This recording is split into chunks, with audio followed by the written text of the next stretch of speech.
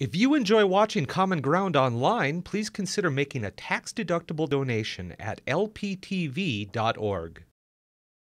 Lakeland Public Television presents Common Ground, brought to you by the Minnesota Arts and Cultural Heritage Fund and the citizens of Minnesota.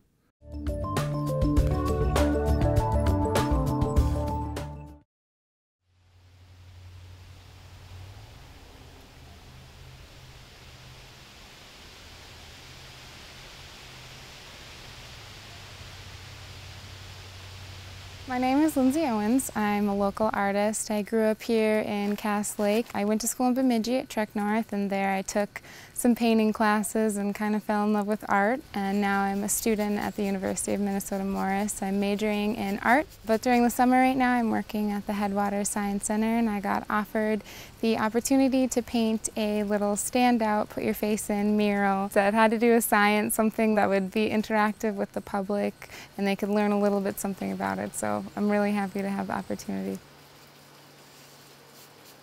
Well, I sort of already started, but this is Marie Curie holding a radioactive, vessel of something, and then behind them is this chalkboard, and then this is Albert Einstein sort of breaking out of the chalkboard.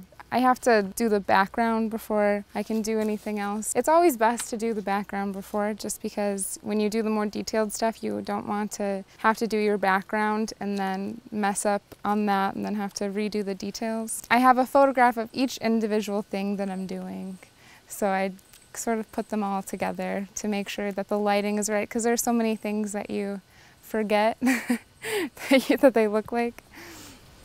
I think that children love anything where they have an opportunity to touch things and sort of be silly, and so if we can give them opportunities to be silly and be interactive with science and maybe have their parents read something about two really great scientists and tell their kids about it, I think it's a great way to introduce science to them in a new way.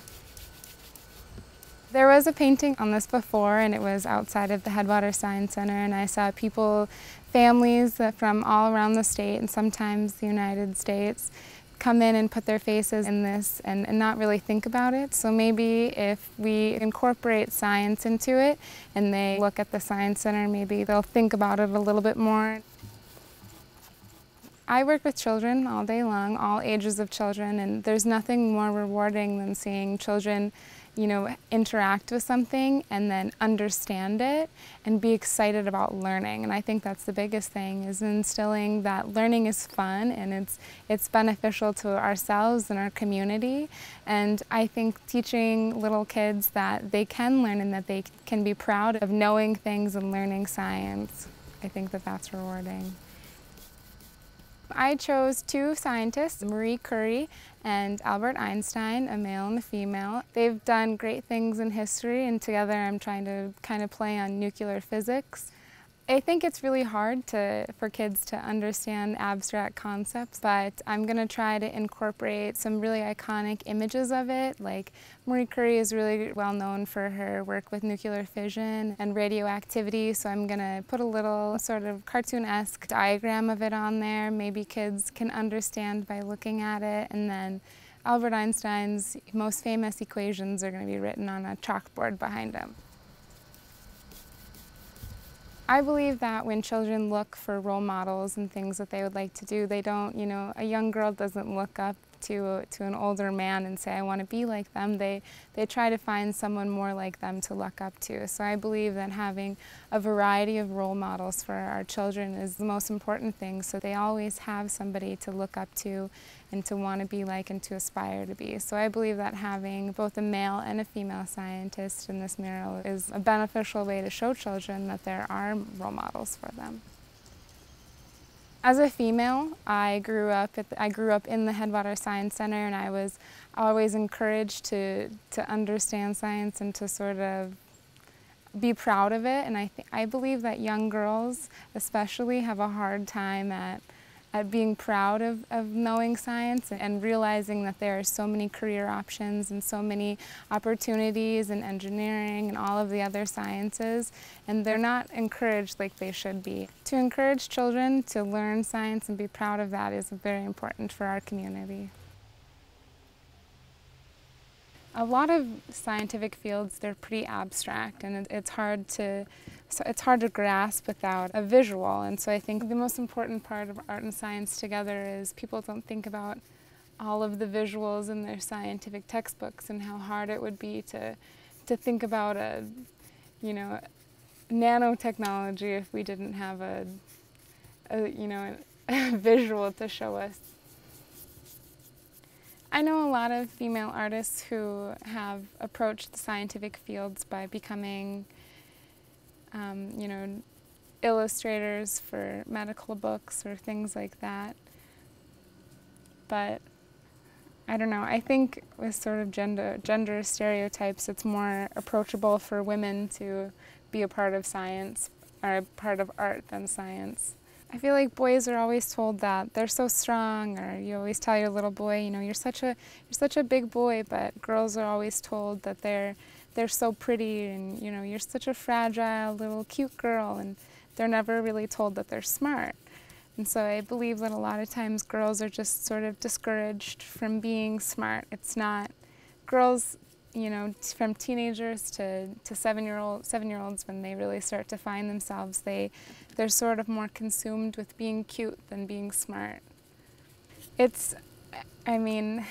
Statistics have shown that a larger number of girls enjoy science than is actually found in the science field. So something wrong along the way from society is encouraging these girls not to pursue what they like. It's something that I've thought about for a while. I was in robotics, sponsored by 4-H, and we went to state. And I believe there were, close to 400 kids there, and I was one of, 15 girls out of all of those boys. I'm really blessed at school to have, a huge space and huge studios to work in, but I don't think there's anything better than hearing nature and sort of having, a lot of people have to sit at a desk all day and work, but it's nice to know that one of your jobs is to be able to sit outside and paint and sort of fall into yourself and your thoughts. I think that art and science, it both raises questions and it can answer a lot of questions too.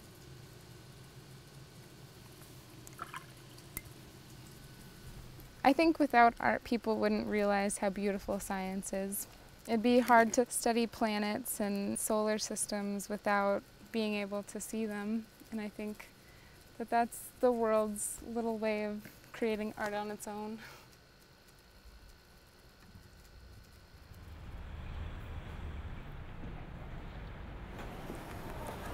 So here's another mural I did at the Science Center. It belongs in a room that we give demonstrations in, school groups come in, and other activities, and it's a nice place to sort of have a mural in the background. The last year of my high school career, I had about a month left of school and I had a couple of classes open, so I decided to come here about 9 every day until lunch, and I decided to paint this, so I got a couple hours in every day and I finished it before school got out. This mural is about how nature inspires science and the things that we use and what works, and there are a lot of things that work in nature that we've taken advice from. So this is about that and all of the sciences and how they have to do with each other, and there are so many breakthroughs that are made with interactions between sciences. We need to realize the importance of all of the sciences. I used spray paint for the background, and I depicted a sort of space setting in the background, and then the spaceship lies on top of that. And there are a lot of similarities between deep sea and space, and so we have the squid there to sort of represent that. And then the force equals mass times acceleration is something really important, so I decided that that should be part of it. And then there are sort of two opposites, with it ending in botany and starting in physics. I believe the sciences, so far apart, but at the same time they have so many similarities. So we have a kangaroo that goes into a cheetah and then a squid. There's dragonfly wings that go into the helicopter to show kind of how that works. They took a lot of influences from the dragonfly. And then we have a ruby-throated hummingbird. We see those all the time in Minnesota, and I thought that that would be a beautiful end to it. This is my finished painting, and kids have already been putting their heads in it today. It's a great place to incorporate science and art and something fun for the kids. So we have Madame Curie, her beautiful dress. She was always found in pictures and photographs of her wearing dresses like this, and she always had her hair up. Marie Curie always dealt with some pretty intense stuff, so she had to have her hair back like that. She has a little glass of radioactive material and another glass just ready to pour in. And Albert Einstein was a little upset he wasn't getting more attention, so he decided he wanted to burst out of the chalkboard. And he has his iconic E = mc² above him there. Madame Curie always wore her black dress, and so that was sort of a no-brainer. So I painted her in her black dress and her beautiful brown hair there, and I had an idea of him breaking out of the chalkboard, so I knew that that portion of it would be black from the beginning. So she's wearing her black dress, and so I decided not to use the blackboard. So instead I used the green chalkboard and decided to have some chalk written on there. And I think that the green and the black really work well together. I wanted him to sort of stick out because she's her full figure, and so she kind of takes our attention. So I decided to do a little highlight behind him with the lime green, and then that's why the bottom is painted that as well, to sort of tie in together. The blue was, blue is my favorite color. That sounds a little silly, but I thought that it would look nice together.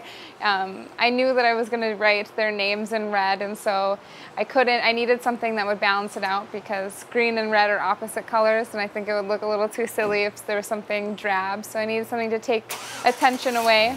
I hope that kids want to put their face in it, and I hope it becomes part of families, vacation photos or walking down the street photos. I hope that, they cherish those memories of them having fun together, and I hope that along the way somebody's curious about those two people and decide to investigate further. Something that I learn more and more as I get older is the importance of art in our community, and I'm very blessed to have been able to paint murals and paintings for a variety of organizations around our community, and I think that we should be so proud that Bemidji is this sort of hotspot for young artists and old artists and just a community of art, and I believe that we're very proud of that, and I think that that's something that's really great. If you enjoyed this segment of Lakeland Public Television's Common Ground, consider making a contribution at lptv.org.